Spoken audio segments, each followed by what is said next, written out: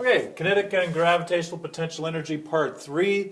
For this section, we'll look at bringing together the idea of kinetic energy and the idea of potential energy and comparing them to each other and looking at the entire energy involved in a system. So first of all, before moving on, we'll have to look at something you took in grade 10 science and possibly before that, the law of conservation of energy.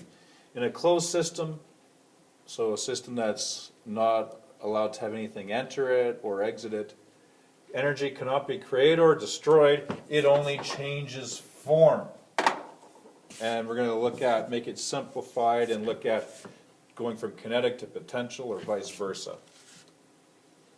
And looking at just those two energies, we're looking at mechanical energy, which is the total sum of the kinetic and the gravitational potential energy of a system. And if you can look at an equation here, think of E as energy being the total of kinetic K plus potential. Sometimes I refer to that as ET, but too many people started phoning home. So I just leave it as a big capital E. Okay, so I'll run through a couple of qualitative examples here just to compare the total mechanical energy in a system and what part of it is kinetic, what part of it is potential. So here, if I have an object that's been lifted up here and is falling down, at the very top of the path, if I'm analyzing what energy is involved, kinetic and potential, if this thing is just being held there before I drop it, of course it's not moving, so the kinetic energy is zero. Because recall, kinetic energy is 1/2 mv squared. So 100% of the total energy is potential. So if I can figure out how much energy it gained when being lifted up, I would have all the energy involved with that object. As it's falling, of course, it's moving, so we have kinetic energy, and it's off the ground, so we have gravitational potential energy, a little bit of both. I'd have to calculate how much of each. And then right as it hits the ground, it's essentially at a ground level 0, and it's moving hard, so 100% of the energy would be kinetic. If it's at ground level, H is 0, so we don't have any potential energy. Okay. Next example, everyone's favorite, a good old roller coaster here. Mine's kind of wacky looking. Looks wacky because the cart appears to warp as we're going down it. But if we're going up the scariest part of the roller coaster and we remain motionless at the highest part, once again, we're not moving, so kinetic energy is 0.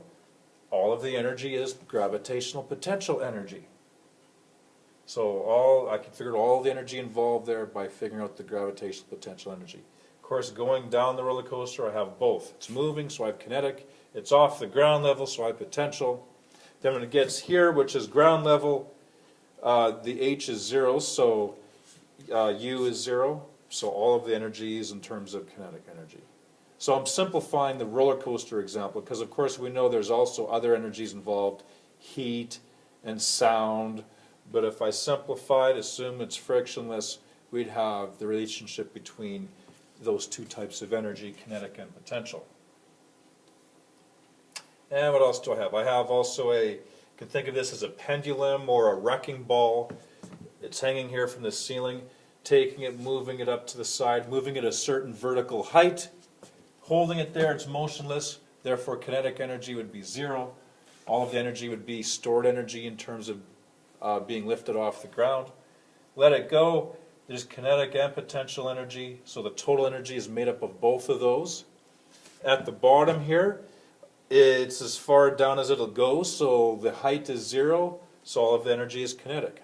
So you can see I have, most of these cases, they start off being 100% potential, then turn into 100% kinetic, with a little bit of each in between. The textbook does a good job in showing this and looking at certain graphs to see potential energy changing to kinetic and vice versa, of course, if it went swinging over on that side.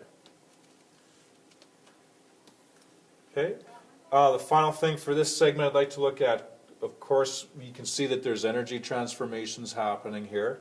Quite often energy transformations take place in a system, and we can relate two different segments in time, before and after.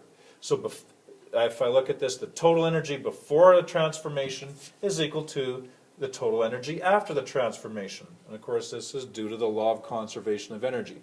Just like these. Lifted it up, if this is before lifting it up and after is what it is over here, you can see the big E is the same all the way through. It doesn't change. But of course kinetic and potential are what are changing due to gaining or losing. So I could say energy before equals energy after, and of course we're looking at mechanical energy here. Kinetic energy before plus potential energy before equals kinetic energy after, potential energy after. And of course if I needed to, I could break that down further. Kinetic energy is 1/2 mv squared, U is mgh, 1/2 mv squared, mgh. To distinguish between the two, I could use the word before or a B here with the V and the H, because that's what's distinguishing one from the other. And over here, after, could use a big A here. And I think in the next video segments I use a B for before and an A for after. So energy, the total energy is the same before and after, and of course made up of different types of energy, kinetic or potential.